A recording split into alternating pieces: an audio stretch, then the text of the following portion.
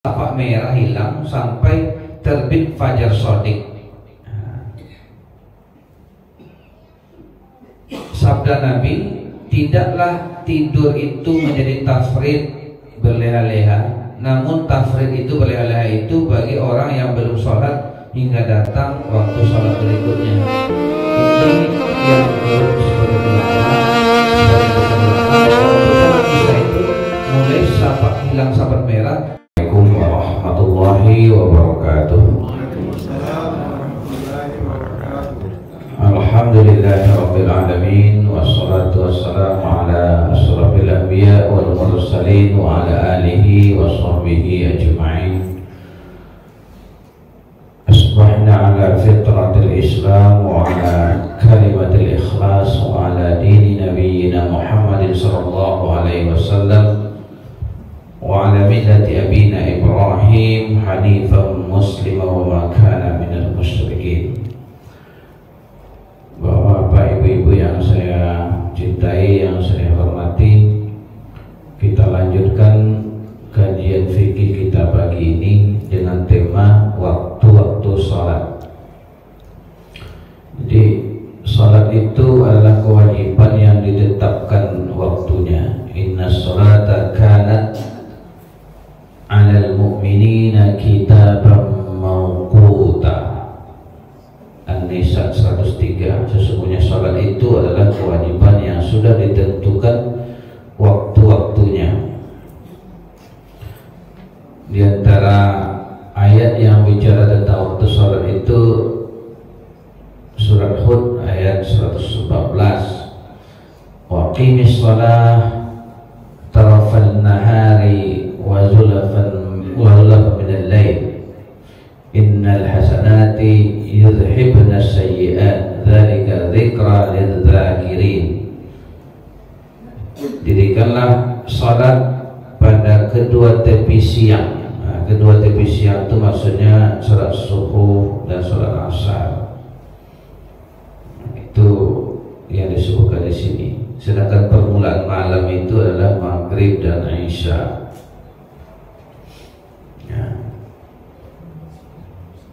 Lalu ada surat Al-Isra ayat 78. A'udzubillahi minasyaitonir rajim. Aqimis sholata liduluki syamsi ila ghasaqil lail wa qur'anal fajr. Inna qur'anal fajri kana mashhuda. Dirikanlah salat dari sesudah matahari tergelincir sampai gelapnya malam, dan membaca Quran waktu subuh atau salat subuh. Sesungguhnya salat subuh itu disaksikan oleh para malaikat. Di sini disebutkan sesudah matahari tergelincir yaitu salat zuhur dan asar, sedangkan gelapnya malam ghasaqil lail maksudnya salat maghrib dan isya. Sedangkan Quran al-Fajr itu maksudnya salat subuh. Tapi penjelasan Al-Quran ini masih bersifat global, sehingga perlu penjelasan lebih lanjut dalam hadis-hadis Nabi. Nah, di antara hadis yang menjelaskan waktu-waktu salat ini, hadis dari Jabir bin Abdullah radhiyallahu anhu, bahwa Nabi Shallallahu Alaihi Wasallam pernah didatangi oleh Jibril alaihissalam. Lalu Jibril berkata kepada Nabi Shallallahu Alaihi Wasallam, bangun dan sholatlah. Maka Nabi bangun sholat zuhur ketika matahari telah tergelincir, jadi pas di awal waktu zuhur itu. Kemudian Jibril datang lagi di waktu asar dan berkata, bangun, sholatlah. Lalu Nabi SAW sholat asar ketika bayangan semua benda sama panjang dengan bendanya. Berarti di awal betul waktu asar. Lalu Jibril datang lagi di waktu maghrib dan berkata, bangun, sholatlah. Lalu Nabi SAW sholat maghrib ketika matahari pas telah terbenam, di awal waktu itu. Kemudian Jibril datang lagi sholat Isya dan berkata, bangun dan sholatlah. Lalu Nabi SAW sholat ketika syafaq merah telah hilang. Itu awal waktu Isya. Kemudian Nabi datang lagi waktu subuh dan berkata, Jibril datang lagi waktu subuh dan berkata, bangun dan sholatlah. Lalu Nabi SAW sholat ketika fajar telah muncul, atau Jabir berkata ketika terbit fajar. Jadi yang hari pertama itu Jibril datang pas di awal-awal waktu. Nah, ini Jibril sedang mengajarkan inilah awal-awal waktu sholat. Lalu besoknya datang lagi Jibril, tapi kebalikannya, dia datang di akhir-akhir waktu sholat. Jibril datang kepada Nabi SAW saat zuhur dan berkata, bangun dan sholatlah. Lalu Nabi SAW sholat zuhur ketika bayangan semua benda sama dengan aslinya. Jadi hampir masuk waktu asar. Kemudian dia mendatangi lagi salat asar dan berkata, bangun dan sholatlah. Lalu Nabi sholat asar ketika panjang bayangan semua benda 2 kali dari panjang aslinya. Kemudian datang lagi waktu maghrib, tapi maghrib ini Jibril datang dengan waktu yang sama di awal waktu juga. Jadi maghrib pada waktu yang sama dengan kemarin, tidak berubah. Ini artinya Bapak Ibu, maghrib kok jangan ditunda-tunda.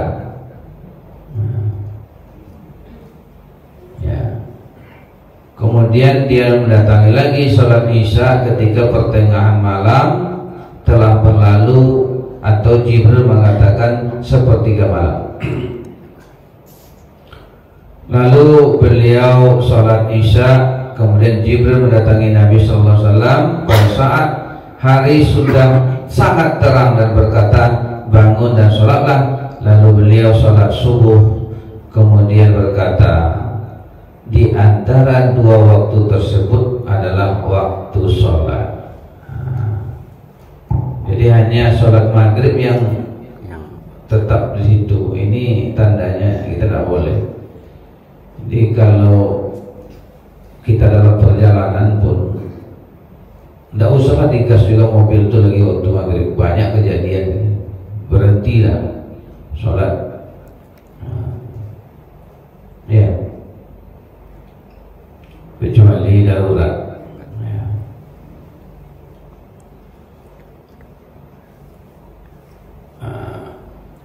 Atau hampir sampai ke rumah aja apa. Tapi kalau ada kita melewati masjid musola, singgah aja, bagus begitu.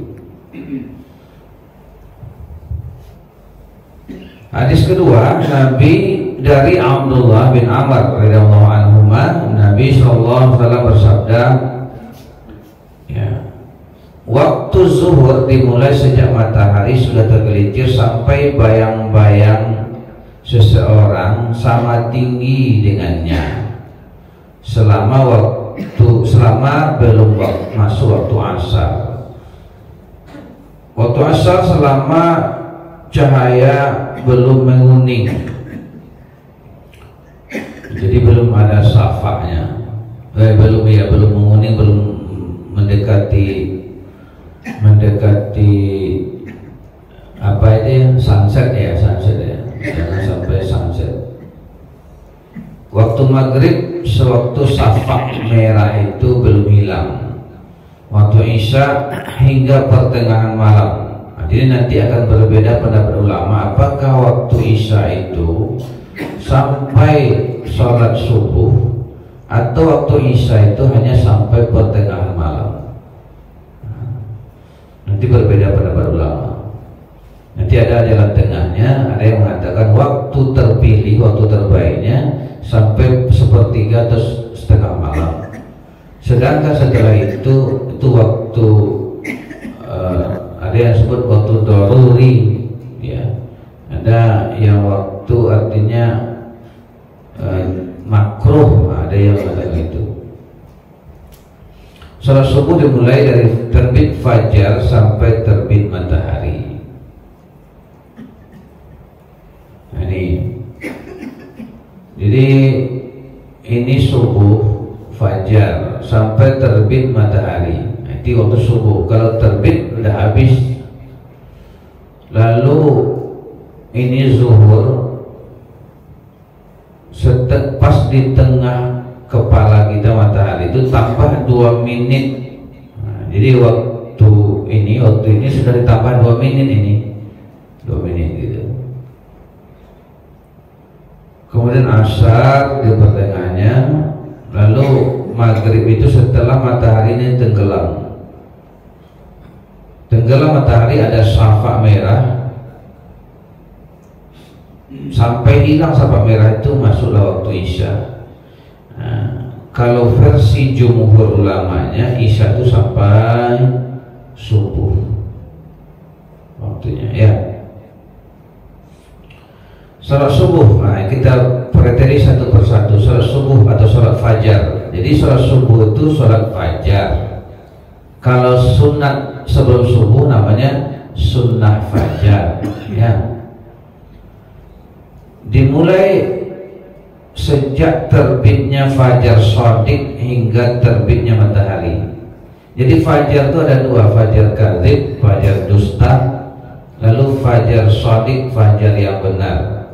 Kalau fajar dusta itu cahayanya terang memanjang vertikal ke atas, jadi kayak ada semburan begitu, bentuknya seperti ekor sirhan, ekor serigala, ekor anjing itu kan seperti itu ya. Nah, jadi kalau itu fajarnya memancar ke atas, itu fajar dusta, belum masuk subuh. Kalau fajar shadiq itu vertikal, merata di timur itu cahaya itu, bukan vertikal, horizontal ya, horizontal. Nah, itu baru itu dikatakan fajar shadiq, fajar yang sebenarnya. Itulah masuk waktu subuh. Dari Abdullah bin Umar, Rasulullah SAW bersabda, dan waktu salat subuh dari terbitnya fajar shadiq sampai sebelum terbit matahari. Oke. Disunnahkan menyegerakan salat subuh di awal waktunya. Dari Aisyah radhiyallahu anhuma dia berkata, dulu para wanita mukminat menghadiri salat subuh bersama Rasulullah Sallallahu Alaihi Wasallam dengan berbungkus pakaian mereka, kemudian kembali ke rumah-rumah mereka ketika telah menyelesaikan sholat. Tidak ada seorang pun yang mengenali mereka karena gelapnya malam. Artinya sholat subuh itu bagus di awal waktu, masih gelap. Kalau tadi kan kita habis sholat langsung pergi kan masih gelap tuh, nggak kelihatan. Kelihatannya karena listrik, dulu kan tidak ada listrik, gelap semua, jadi nggak ada orang yang kenal. Nah gitu kata Aisyah. Sholat zuhur, waktu zuhur dimulai matahari tepat berada di kepala kita, namun agak condong ke arah barat. Zawalus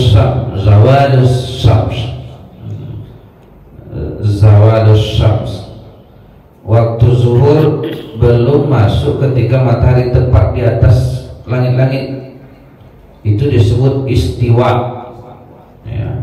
Makanya garis tengah itu namanya khatul istiwa. Bahasa Arab itu khat itu garis, istiwa tengah, khatul istiwa ya, khatul istiwa. Garis khatulistiwa namanya, melewati Bonjol, Pontianak, itu bahasa Arab. Karena ilmu-ilmu ini dulu dari Arab, dari Islam, maka banyak istilah-istilah itu masih bahasa Arab. Itu artinya masih dipertahankan juga secara jujur sebagian oleh orang Barat yang mengembangkannya, karena ini istilah dari Arab dipertahankannya. dirubahnya dengan istilah barat.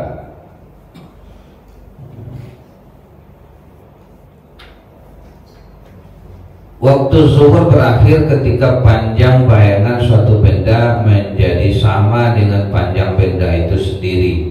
Jadi Bapak Ibu, kalau dulu untuk mengukurnya dipanjangkan tombak gitu, dilihat bayangannya gitu, dilihat matahari. Nah, itu namanya istilahnya metodenya ru'yah, melihat. Kalau sekarang kan kita sudah sepakat nih sholat nih pakai hisab, ya, tuh, ya kan? Itu namanya hisab. Jadi untuk sholat sebetulnya kita sudah sepakat, lebih mudah kita sepakat pakai hisab, gitu ya. Selesai sudah. Nah, memasuki Ramadan itu yang susah gitu, ada yang pakai ru'yah, ada yang pakai hisab. Akhirnya berbeda-beda. Kalau kita pakai hisab, pokoknya ya, nah, sepakat tuh. Makanya saya untuk menyatukannya lebih mudah dengan hisab sebetulnya. Kalau ru'yah memang agak sulit karena yang menunggu hari terakhir. Nah, lihat bulan nanti ada awan macam-macam. Nah, tapi sampai sekarang para ahli astronomi ilmu falak kita belum berhasil mencapai satu formula yang bisa disepakati bersama gitu. Bisa aja digabungkan antara hisab dengan ru'yah itu, tapi umpamanya bikin ketinggian bulan itu sekian yang mungkin gitu ya, disepakati. Nah, tapi sulit juga nampaknya, sehingga umat ini masih sering berbeda-beda dalam memulai Ramadan. Dan ini sholat ini kalau dibikin radikal namanya, tetap yang paling mudah itu hisab tadi, karena matematis ya, tidak perlu lihat. Nah, tapi kadang-kadang ini ya kita serahkanlah kepada pimpinan kita di atas untuk mencari formulanya, nah, supaya bersatu makanya. Disunahkan mengerjakan sholat zuhur di awal waktu ketika hari tidak terlalu panas. Dahulu Nabi SAW, kata Jabir bin Samurah, mengerjakan sholat zuhur ketika matahari tergelincir ke barat. Namun, jika cuaca sangat panas, disunahkan menunda sholat zuhur sampai cuaca agak dingin. Kalau di Mekah, Madinah itu kan kalau panas bukan main panas ya kan, nggak tahu lewat-lewat. Dari Abu Hurairah radhiyallahu anhu, Rasulullah SAW bersabda, jika hari sangat panas maka tidaklah sholat hingga cuaca menjadi agak dingin. Sesungguhnya panas yang sangat itu merupakan bahagian dari didihan jahanam. Bisa juga menimbulkan masalah kesehatan ya. Kalau kita kan tidak ada yang panas seperti itu, kita adem-adem ini panas ya. Jadi sholatnya di awal waktu aja lah kalau kita gitu.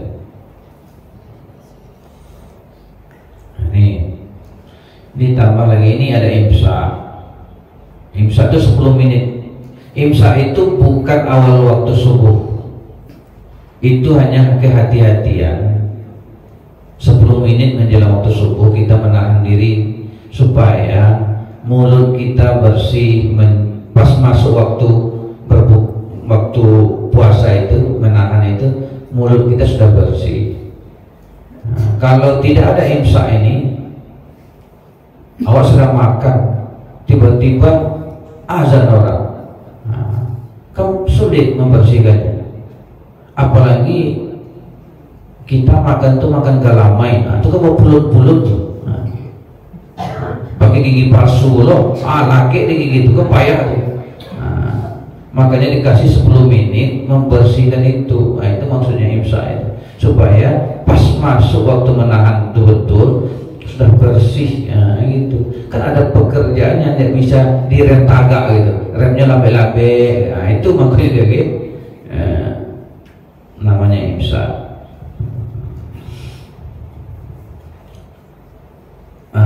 Jadi subuh Lalu ada syuruk. Syuruk itu maksudnya terbit matahari, bukan sholat syuruk. Nanti kita bicara sholat syuruk. Sholat syuruk itu bukan pas matahari terbit ini, tapi di waktu awal duha ini. Ini yang sholat syuruk. 15 menit minimal dari terbit matahari. Karena Rasul melarang kita sholat pas matahari terbit, pas matahari di tengah, dan pas matahari terbenam. Jadi jangan kita sholat syuruk pas matahari terbit. Ini jam berapa? Jam 6:02. Jam 6. Jam 6 itu pas matahari terbit. Itu dilarang sholat. Tunggu 15 menit. Di situlah sholat syuruk. Nanti kita terangkan. Itu panjang kaji, masih jauh. Pokoknya kalau kaji fikih kau bapalan-palan nyelah banyak masalahnya yang akan diterangkan. Perbedaan pendapatnya banyak loh.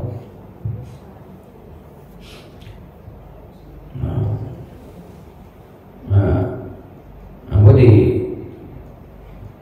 Masjid Raya Nanggalo kan malam minggu, beko tuh, itulah 3 tahun, tiap minggu gitu. Lalunya selesai kayak gitu. Karena panjang ya kalau sampai kepada fikih-fikih banyak-banyak, kewarisan, perkawinan, tata negara atau fikih, zakat, infak, wakaf, banyak cerita. Oke. Jadi sholat asar. Sholat asar dimulai sepanjang bayangan satu benda sama dengan panjangnya, berakhir ketika matahari terbenam di ufuk barat. Ya. Ada hadis yang menyebutkan bahwa sholat asar sudah berakhir pada sinar matahari menguning seperti hadis tadi. Tapi ada yang berpendapat sampai ke batas waktu maghrib. Tapi sebaiknya sholat asar ini dijaga. Ini kan? Dan waktu asar sampai waktu menguning mataharinya. Jumhur ulama berpendapat makruh melakukan sholat asar tak kala matahari sudah menguning tadi, menandakan sebentar lagi terbenam. Hadis dari Anas radhiyallahu an, aku mendengar Rasulullah SAW bersabda, itulah sholat orang munafik.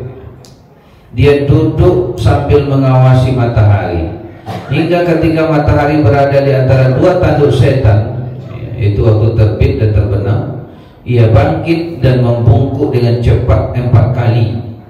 Ia tidak mengingat Allah kecuali sedikit.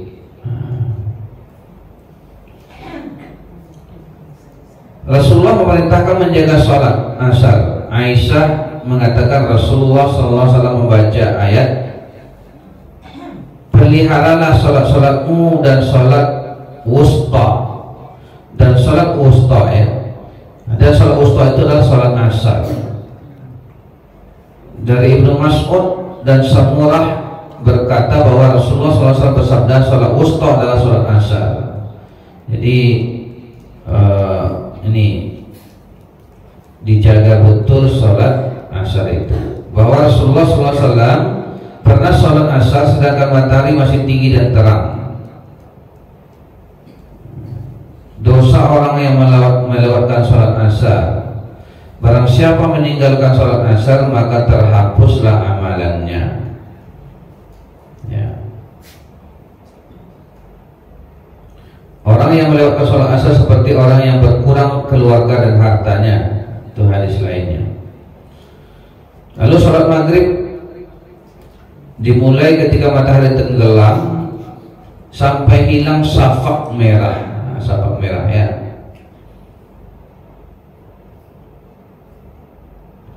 Disunnahkan menyegerakan sholat maghrib dan dimakruhkan mengakhirkannya. Apa kata Nabi?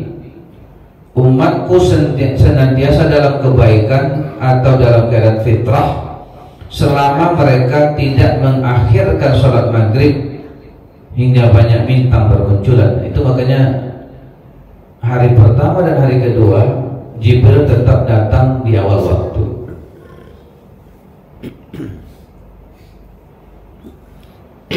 Salat Isya. Waktu salat Isya dimulai hingga safaq merah hilang sampai terbit fajar shadiq. Sabda Nabi, tidaklah tidur itu menjadi tafrid berleha-leha, namun tafrid itu berleha-leha itu bagi orang yang belum sholat hingga datang waktu sholat berikutnya. Ini yang menurut sebagian besar ulama, waktu sholat Isya itu mulai hilang safaq merah sampai waktu subuh. Sedangkan waktu mukhtarnya, waktu terpilih, waktu terbaik sholat Isya adalah sejak masuk waktu hingga sepertiga malam atau tengah malam. Jadi sampai jam 2 balik itulah waktu terbaiknya. Lewat itu ada yang memakruhkannya, bahkan ada yang mengatakan itu tidak ada waktunya lagi kecuali bagi orang yang berhalangan. Misal dia bersih dari haid setelah jam 1 malam, nah itu baru boleh sholat Isya. Bagi orang yang menganggap sholat Isya itu hanya sampai pertengahan malam.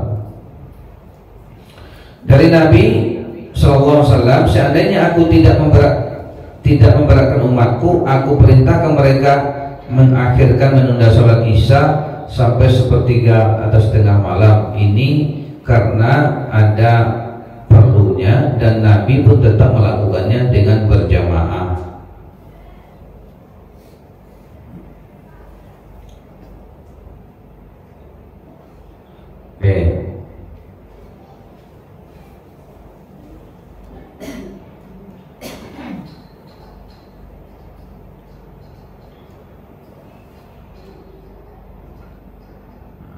Kapankah seseorang masih dianggap mendapatkan waktu sholat?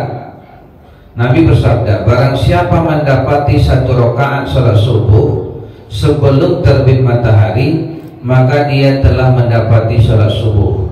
Dan barang siapa mendapati 1 rakaat sholat asar sebelum matahari terbenam, maka dia telah mendapati sholat asar. Jadi Bapak Ibu, kalau kita berhalangan namanya, atau ibu-ibu baru bersih haidnya, tersisa waktu asar tuh 2 menit lagi kan terbit lagi terbenam matahari, lalu dia mulai sholat serakaat baru panal azan, itu tetap dia mendapatkan sholat asarnya gitu. Ini kan bukan bagi orang yang mau berlalai, tapi itu ketentuannya. Jadi jangan nanti pas ibu-ibu sedang sholat, azan orang, bubarkan aja sholat, enggak, tetap lanjutkan sholat, ya, itu.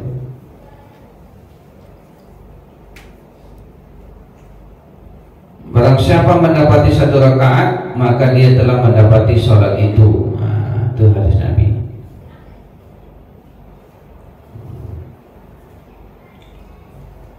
Jadi itu Bapak Ibu tentang waktu sholat. Ini agak panjang nih ceritanya. Ada yang kurang jelas? Jelas semua ya? Jelas. Jadi luar lah siap.